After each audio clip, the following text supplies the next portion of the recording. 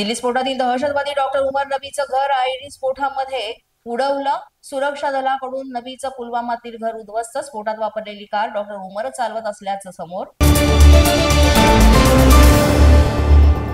पुण्यातील नवरे ब्रिज अपघात प्रकरणी ट्रक चालक, मालक आणि क्लीनर विरोधात गुन्हा दाखल. अपघातामध्ये एकूण 8 जणांचा दुर्दैवी मृत्यू तर 12 जण जखमी. मृतांच्या वारसांना 5 लाखांची मदत जाहीर. ट्रम्प यांनी लागू केलेल्या 50% टॅरिफ नंतरही भारतीय अर्थव्यवस्था सुसाट राहणार. मूडीज रेटिंग एजन्सीचा अंदाज. निर्यात वाढल्यानं भारतीय अर्थव्यवस्था वाढण्याची शक्यता.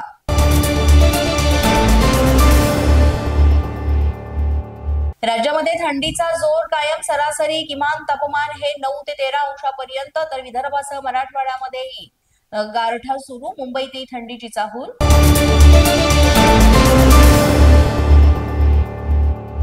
दिव्यांगांना छळलं तर शिक्षा होणार. दिव्यांग कल्याण विभागानं जाहीर केला महत्वपूर्ण निर्णय. दिव्यांगांवर होणारे छळ, हिंसा, शोषणाविरोधात संपूर्ण राज्यभरात लागू होणार समान पद्धत. प्रभादेवी पुलाच्या बांधकामासाठी ब्लॉकची मागणी. प्रलंबित. रेल्वेकडून ब्लॉकचं नियोजन रखडलं. ब्लॉक विना काम करणं अशक्य.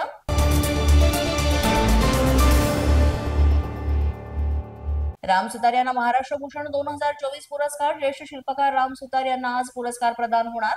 मुख्यमंत्री, सांस्कृतिक कार्यमंत्र्यांच्या हस्ते पुरस्कार देण्यात येणार. नोएडामधील राहत्या घरी सुतार यांना हा पुरस्कार दिला जाणार.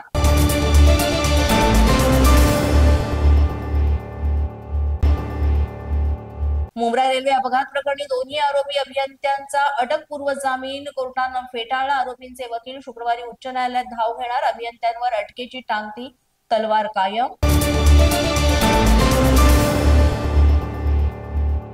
दिवाळीनंतर सोने चांदीच्या दरात पुन्हा वाढ. सोन्याच्या दरात 3,000 तर चांदीच्या दरात 10,000 रुपयांची वाढ. सोन्याचा दर जीएसटी सह 1,30,000 रुपये तर चांदीचा दर जीएसटी सह 1,70,000 रुपये.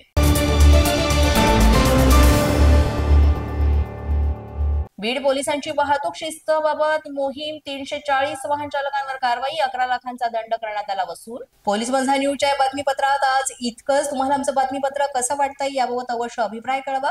यासाठी पोलीस माझा न्यूजचे युट्यूब चॅनल सबस्क्राईब करा. तसंच आमचं फेसबुक, इंस्टाग्राम आणि ट्विटर अकाउंट फॉलो करा.